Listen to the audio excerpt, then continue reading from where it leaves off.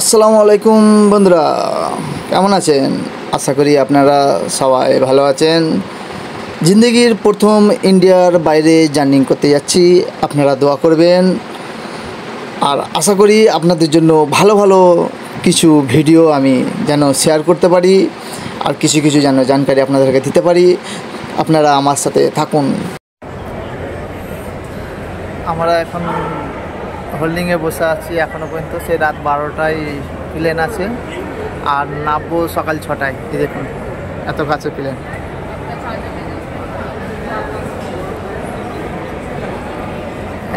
ইন্ডিয়ার বাইরে প্লেনে করে প্রথমবার যাচ্ছি। এমনিতেও ইন্ডিয়ার বাইরে যাইনি কোনো দিন, প্রথমবার যাচ্ছি। আর এমনি ইন্ডিয়ার ভিতরে তো প্লেনে ঘুরেছি। হ্যালো বন্ধু, এইখানটায় প্লেনটা ভর্তি হচ্ছে। এটা দুতলা থেকে ডাইরেক্ট যেয়ে প্লেনের ভেতরে ঢুকতে পারবেন। আর যে পিছনে যে প্লেনটা দেখতে পাচ্ছেন, ওইটা ভর্তি হয়ে গেছে। ওইটা পাশে বাঁ সাইডে ভর্তি হয়ে গেছে, আর ওইটা রানিং নেওয়ার জন্য রেডি হচ্ছে।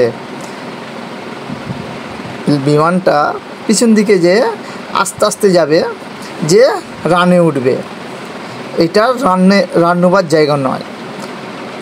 এখান থেকে যাবে, যে তারপরে রান নেবে। এখান থেকে অনেকটা দূরে যেতে হবে, অনেকটা দূরে যে তারপরে রান নেবে। বন্ধু, একটা জিনিস আমি নিজেই জানতাম না, যে বিমানের ব্যাক গিয়ার হয় না।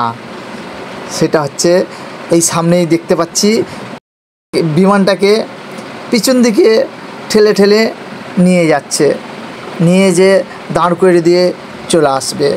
তারপরে বিমানটা আস্তে আস্তে এখান থেকে অনেকটা দূরে যে রান নেওয়ার জন্য রেডি হবে।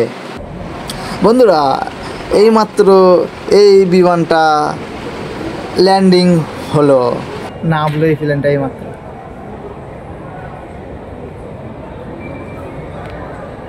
ওখান থেকে এই ছোটো গাড়ি টেনে নিয়ে আসবে। বন্ধুরা দেখতে পাচ্ছেন, এটা হচ্ছে আমাদের কলকাতা থেকে যখন আমাদের প্লেন উড়ান ভর নিয়েছে, তখন এই ভিউটা, নাইটের ভিউ, পুরো ঝিনুকের মতন পুরো শহরটা জ্বলতেছে। খুব সুন্দর লাগছে, মজা এসে গেল বন্ধুরা।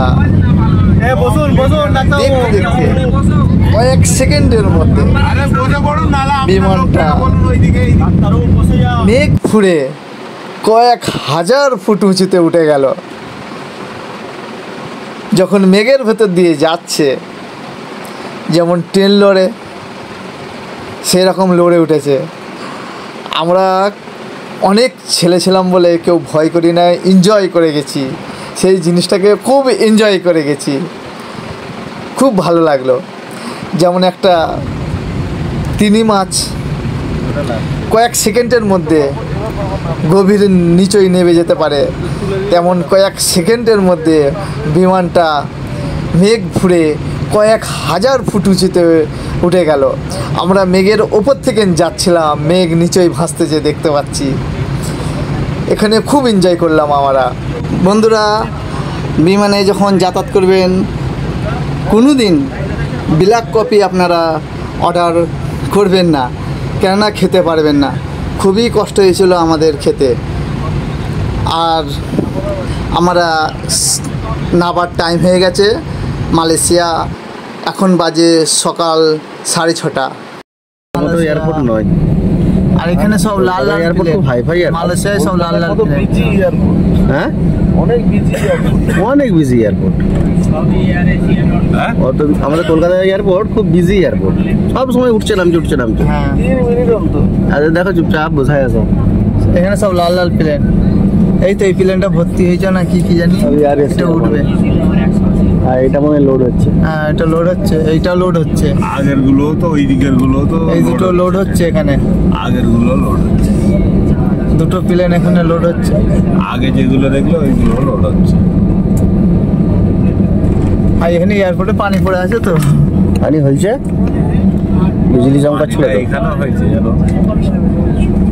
এখানে একটা লোড হচ্ছে গো, তিনটে ওই দিকে, প্লেন। ওই আর এখানে সব লাল লাল প্লেন কেন? ওই আরে সব- এয়ার এশিয়া কোম্পানি। প্রথম স্টার্টিং এতে দেখলে না, ওইখানেও তো লোড হচ্ছে। হ্যাঁ, তিনটে লোড হচ্ছে। পিছনে যে আর আগেও লোড হচ্ছে। এখানে একটা লোড হচ্ছে, চারটে লোড। মালয়েশিয়াতে এয়ার এশিয়াটা চারটে বেশি। কি ওইদিকে দুটো। চারটে লোড। এই যে লেগে দেবে দেখো এখানটায়, এই জায়গাটা লাগাবে। হ্যাঁ। ভাই কেউ নাই। আর আমাদের কলকাতায় হলে 3জন 4জন শুধু লাইটলি দাঁড়িয়ে আছে।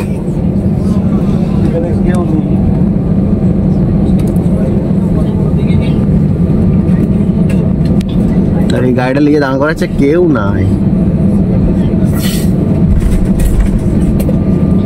নিজেই বেচারা ব্রেক করছে।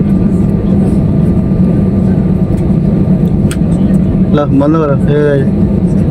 Thank you, thank you, thank you.